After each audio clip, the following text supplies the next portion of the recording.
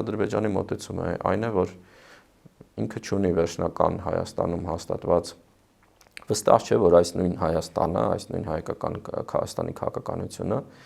պահպանվելու է օրինակ 2026 թվականի ընտրություններից հետո։ Այսինքն ձգձգել է նաև խաղաղության պայմանագիրը չստորագրել դրանով է պայմանավորված։ Այո, որովհետև իրենք վստահ չեն ինչ Հայաստանի հետ են գործ ունենալու ու չեն ուզում բաց թողնել բոլոր այն մանր կամ ոչ մանր լծակները, որոնք կարող են հետագայում օգտագործել նաև այլ զարգացումների պարագայում։ Այսինքն պատրաստվում է տարբեր սցենարների։ Պատրաստվում են տարբեր սցենարների եւ սցենարներից մեկը ավելի ագրեսիվն է, նաև հռետորաբանություն առումով եւ նաև, այսպես ասած, գործիքներից մեկը Արևմտյան Ադրբեջանն է եւ այդ բնակչության վերադարձի, ընդ որում Արևմտյան Ադրբեջանի կոնցեպտը ամենակոշ զարգացմամբ ինքը դառնում է տարածքային պահանջի կոնցեպտ, ամենամեղ զարգացմամբ մարդկանց իրավունքների եւ նույնիսկ կամավոր ինչ-որ ցանկության ով կուզի կվերադառնա, հա, դա այսպես ասած մարելու,